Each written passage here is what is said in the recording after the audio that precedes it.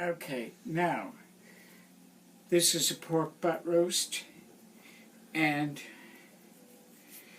it's going to have several lives in the course of the cooking. Washed it, dried it, and now I'm going to dip it in some seasoned flour.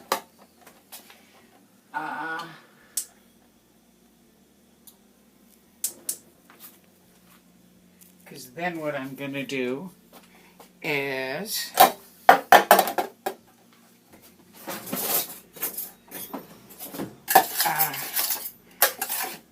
I'm going to sear it on a griddle, and then I'm going to bake it. And I'm going to bake it for about 20 minutes to half an hour a pound. It depends on how it goes. With pork, you can never be sure, but the best thing to do is to cook it really well. And it's not like it'll kill you. If it's a little bit rare in the center, it won't. In fact, that can be a good thing. And then it's going to have another life. Because after I get done, now where are the bones? Oh, I see. Now the thing always with pork of any kind is you got to figure out where the bones are because you want to know where the meat is. Okay, so this is it. What we're going to do is, now I just found him and I lost him again. Okay,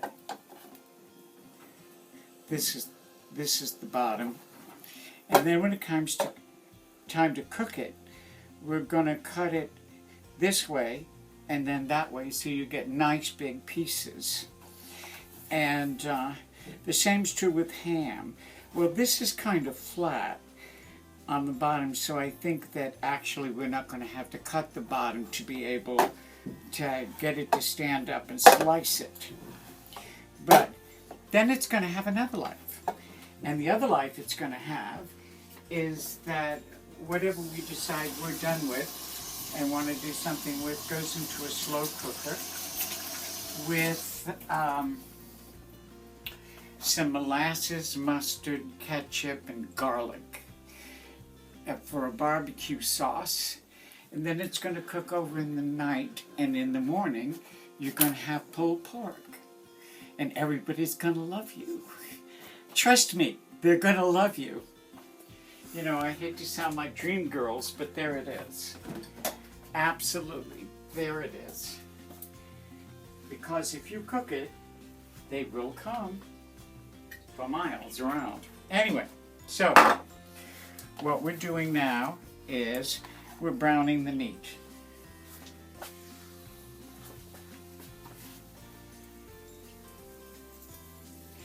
This needs to go up a little higher. Now, one of the things when you're browning meat, or actually anything, is, I don't care if it's meat or vegetables or whatever it is, your pan will talk to you. Actually, I like to say it sings to you. And you can tell how well something is doing. Now, this is not singing to me at all. This is not a good thing. We need to turn this up a little. I generally like to do meat at a low to medium heat. When you're doing hamburgers, the best way to do them is to do them low to medium on one side and cook it thoroughly. And if you want it to be rare, you get there by how long you let it cook when you turn it over. And of course you can poke the meat and if blood comes up, you know, and you don't want that, well, you know what to do. So, see, now it's starting to sing at me. Absolutely. Now, the reason that you do that is because the flour is a good base for gravy, which we're not making. But if you do want to make gravy, It also adds texture and flavor to the meat and helps seal in the moisture when you flour it and sear it first. Okay, you can turn it off. Now what I've done is I ground it on all sides. This is the fat side, so it goes up. And it's 6 1/4 pounds, so that's 20 minutes to half an hour a pound. It depends. Pork is very, fussy. It's almost fussy as a coloratura soprano, but anyway, so you have to figure it out as you go along, And you also have to figure out how well you want it done. Do you want it just a little pink in the middle? Just so you can pretend it's steak? Okay, so it'll take 2.5 to 3 1/4 hours. And you don't have to do a damn thing to it until an hour before it's done. So let's see.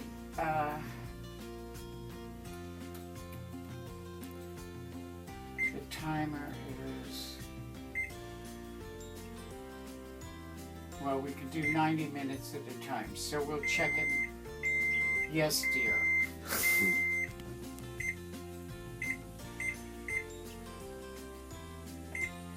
We'll check it in an hour and a half, since it's probably gonna zone out around 3. Now, the other thing is, and I know that I mentioned it before, but you can make your own barbecue sauce, and it's a lot cheaper than what you get. And your base is molasses and tomato, whether you want to use tomato paste or ketchup with brown sugar and molasses, and you can make it to any thickness that you want. And as I said, when this is finally done, an hour before, we're going to put in some potatoes, and I'm going to show you how I do them. You need a special machine. Leave it to the French. This is it. I don't bother putting it in the box anymore. Okay. Now, I think I already showed you this, but you get to see it in action.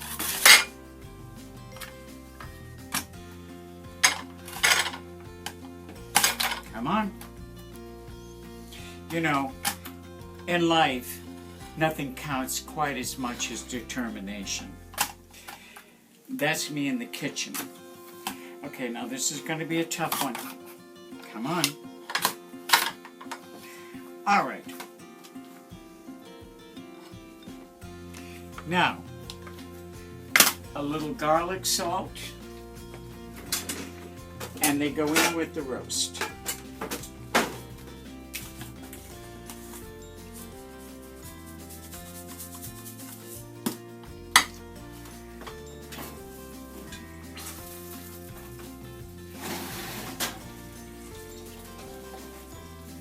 Which is coming along nicely. We've got about an hour to go.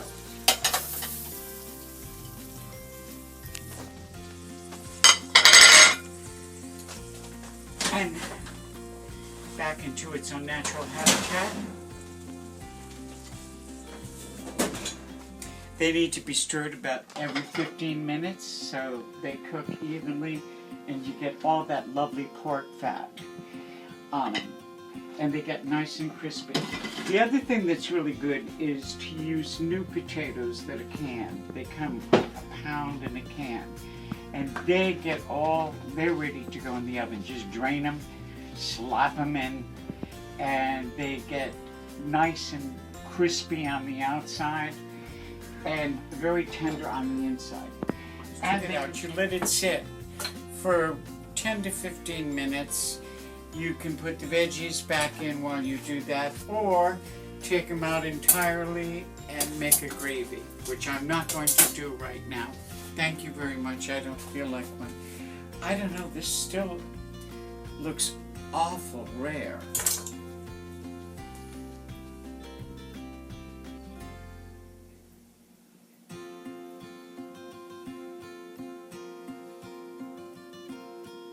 Which really doesn't make any difference because we're going to cook it again anyway.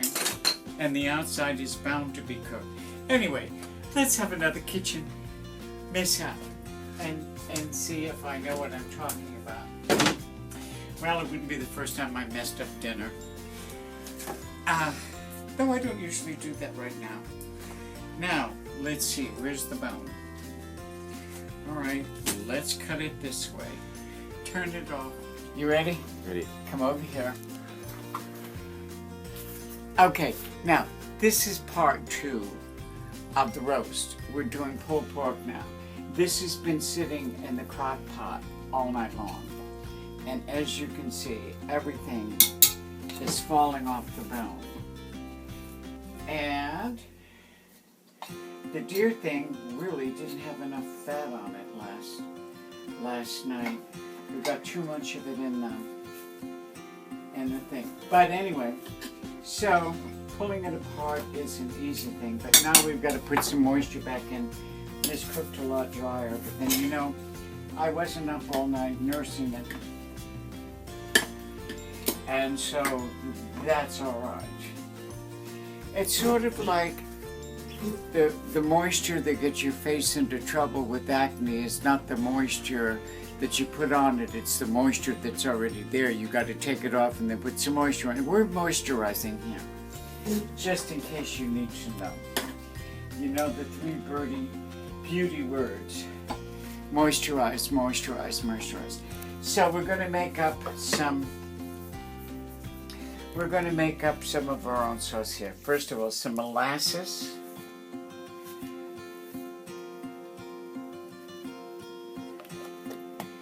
And then some ketchup.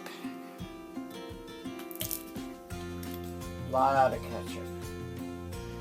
Tomato is a good thing. And then a shot of vinegar.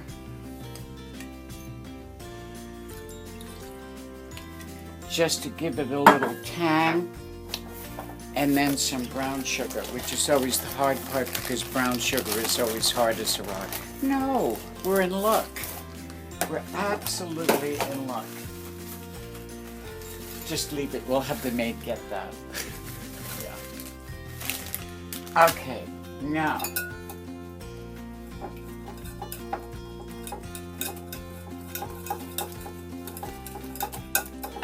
A shot of liquid smoke. This stuff is absolutely wonderful. You know, when you live in an apartment, you know, you don't, now let's give this a taste. Perfect. And some salt and pepper, always.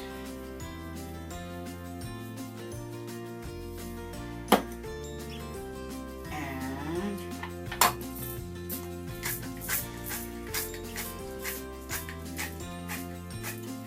I think just a touch more ketchup. You know, I have a personal list of people that should be up for special awards, declared a national treasure, awarded sainthood, what have you. And my favorite is whoever invented ketchup. I mean, there was a monumental historical event, if there ever was one.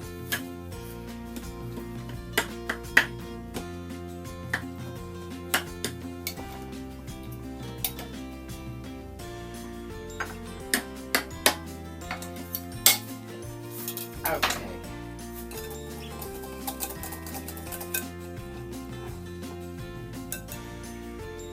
So here we go.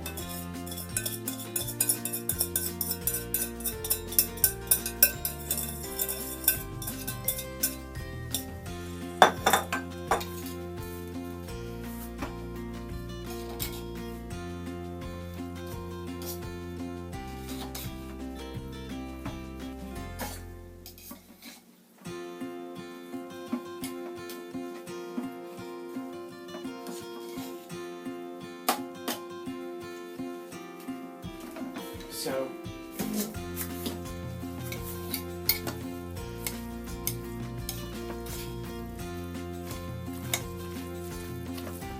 and it's still just a little dry, which is fine. But you know, I like ooey gooey. I like stuff that you can spill down the front of you and have a good time, you know. So just a shot more ketchup, just to moisten it a little. We will turn off the crock pot. And I don't know about you, Joshua, but I'm having pulled pork for breakfast.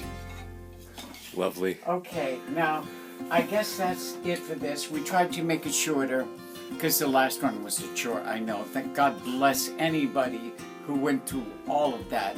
This one I think will be shorter, but I don't love you any less. And remember, if you cook it, they will come.